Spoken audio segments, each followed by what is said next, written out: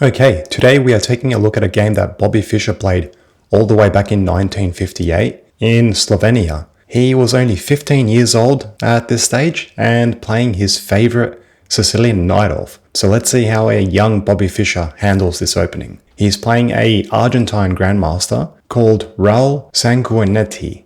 Raul starts the game with e4 and we have c5 from Fischer. Knight f3, d6, d4 going into the open Sicilian. We have an exchange of pawns in the center of the board. White recaptures, knight to f6, attacking the pawn on e4, knight to c3, defending the pawn, and a6. So this is the start of the Najdorf variation. And in this position, there are many different approaches that white can take. But in this game, he goes for the immediate f4, which is a bit more on the rare side, but does see quite a bit of play at the club level. Fischer strikes at the center immediately with e5, attacking both the pawn and the knight. The knight retreats back to f3 with an attack on e5, and Fischer defends his pawn with queen to c7. Bishop to d3, preparing to castle, knight to d7, white castles, and b5 from Fischer. A multi-purpose move. He is, first of all, gaining space on the queen side. Potentially, he might be able to kick that knight away from c3 in the future by playing b4. And he's also given himself the b7 square for his bishop to develop nicely on that long diagonal, where it would also be placing some nice pressure on white's center. We have queen to e1 from white. This is a common maneuver that we see in e4 openings where white has castled kingside and vacated this square. The queen is looking to access the dark squares to start pressuring the black kingside.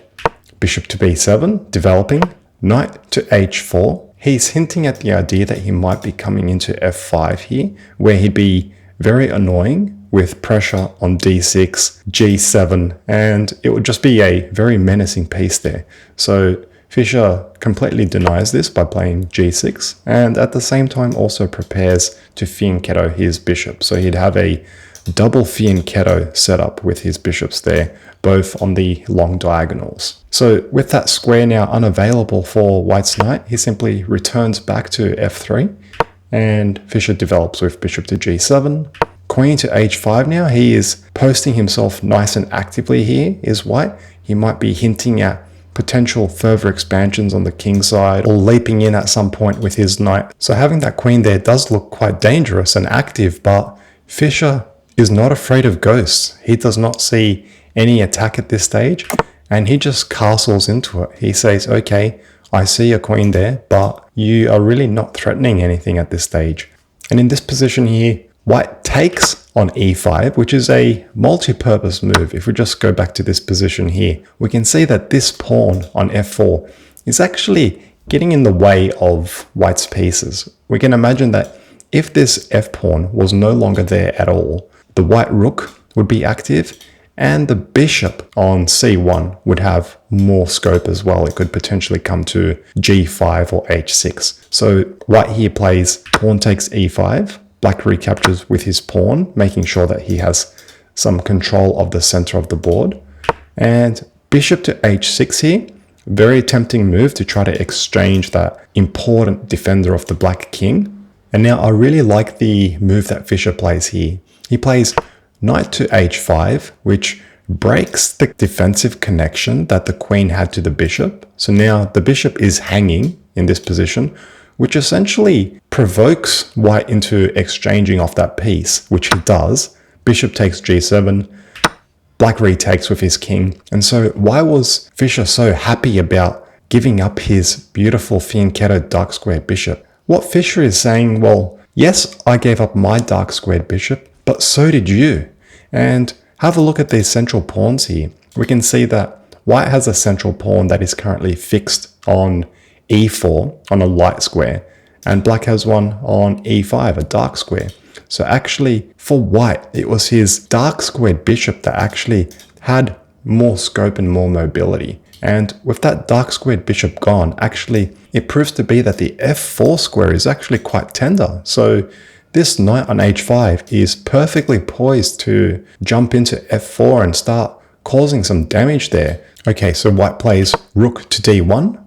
And now in this position, Fischer leaps in to f4 with his knight. Look at this gloriously posted piece here. Now, in the game, we have rook to f2 from white, but I wanted to point out an interesting tactical sequence in this position here. White had the opportunity immediately to take the pawn on e5 here. And can you see why this is a tactical possibility? By taking on e5 with his knight, he has opened up his rook against that knight, which is now loose on f4 because it has lost the pawn on e5 that was protecting it. So we have opened up an attack against the knight. And the idea is that if black were to simply recapture the knight, well, white is scooping up the knight on f4, and he has essentially won a pawn in that process. But instead of simply retaking that knight immediately, first black would throw in knight takes g2, hitting the queen, and once white recaptures the knight, now we collect on e5. And I'm sure that both players would have seen this sequence and seen that after queen to f6 check, which initially looks very menacing, the king simply slots back to g8, and there's no attack here from white. Even though it looks very devastating here with these open files against the black king, it's actually the white king that's a bit more in harm's way, because this bishop on b7, you've got to be really careful here as white to make sure that you don't get in absolute misery on that long diagonal. And in this position here, black is just simply getting his rooks extremely active. He's booting out the queen, and it's going to be the white king that's actually going to be in more danger. So that is why instead of taking that pawn on e5, even though it looked like an interesting tactical opportunity, white saw those complications and correctly assessed that it's probably not a worthwhile continuation for him.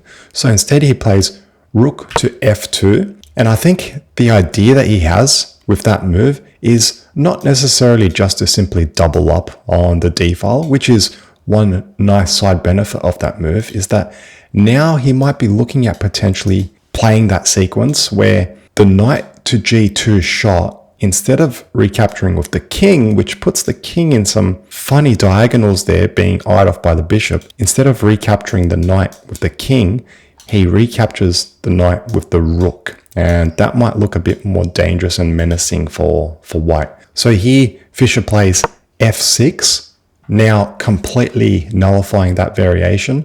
Knight takes e5 is no longer an option at all because black can simply retake with the pawn. Now white plays rook to d2, doubling up on the d file, and that was one of the nice side benefits of that little rook lift. Fischer plays knight to c5 with some nice pressure here on the light squares, also some nice pressure on the center of the board here.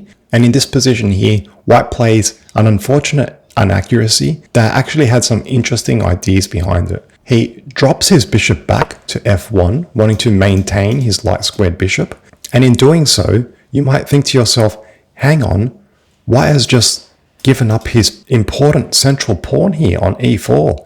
Doesn't black have two pieces here attacking that pawn and white only has one defender?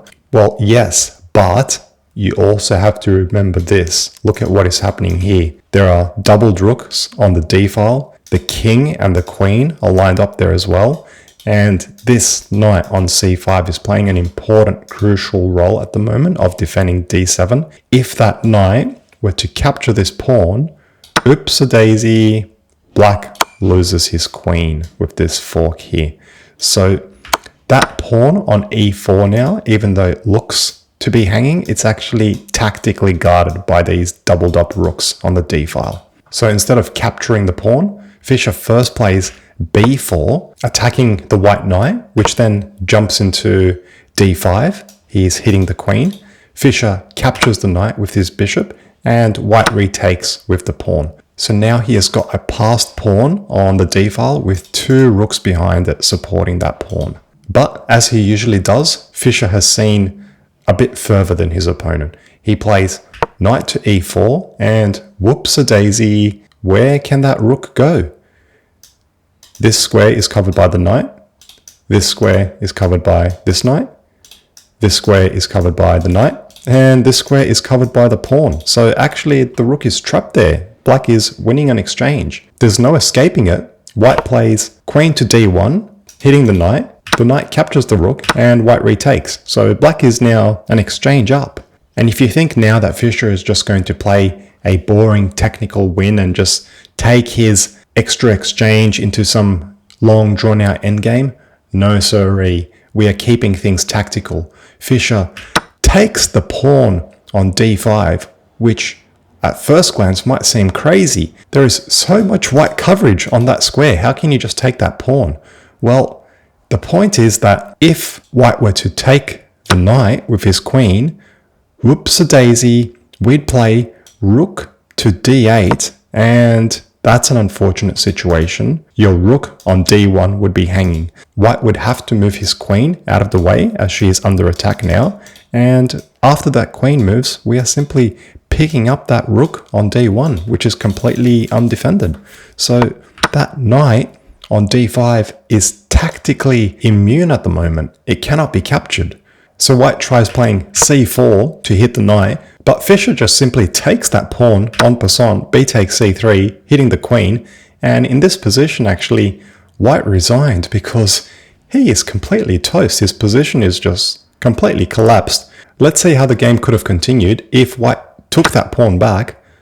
Fischer could have just taken that pawn with his knight, because anytime you try to pin that knight, actually it doesn't amount to anything because the queen can always just get out of that pin by shuffling across to either a7 or b6, checking the king and then retreating the knight. So it would be a position with just a completely crushing material advantage. Fischer is up an exchange and 2 pawns as well, which is completely winning.